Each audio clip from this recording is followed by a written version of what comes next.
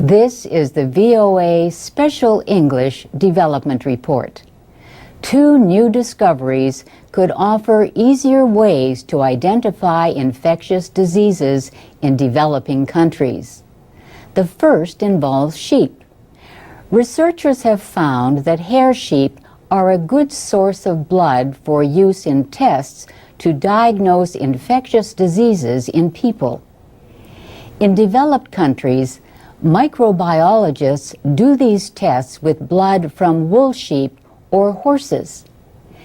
But for developing countries, that costs too much. So tests often use human blood instead. Ellen Yeh from the Stanford University School of Medicine in California was one of the authors of the study. She explains the problems with using human blood. First of all, there is a risk of HIV or other infectious disease from handling human blood. The other big problem with using human blood for making what are called blood agar plates is that they are not accurate. The results may be wrong. The study found that blood from hair sheep is an excellent substitute. It produced the same results as tests using wool sheep and horses. Also, hair sheep require less care than wool sheep. They could better handle hot, dry climates because they do not have a lot of wool. It also means they do not need to be sheared. Dr. Yeh says having to shear the sheep for wool is very costly and labor-intensive. Another advantage of hair sheep is that they are more resistant to parasites, so they are less at risk of infection. The scientists also tested an easier, cheaper way to prepare and process the blood. They found this new method effective.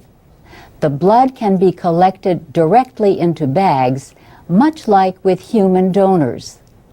The study appeared in July in the online journal PLOS ONE from the Public Library of Science. The same journal also published a report in July on an experimental device called the CellScope. The CellScope is a cell phone microscope. Engineers at the University of California, Berkeley, developed it. They attached small microscope lenses to a holder fitted to a mobile phone. The phone's camera was able to take color images of malaria parasites and tuberculosis bacteria in blood and sputum. The team used a special dye and special lighting to make the images bright. The picture could also be sent wirelessly to distant experts for diagnosis. Dan Fletcher heads the team that developed the CellScope. He notes that many poor areas of the world have few hospitals, yet have mobile phone networks that are well developed. And that's the VOA Special English Development Report, available online at voaspecialenglish.com.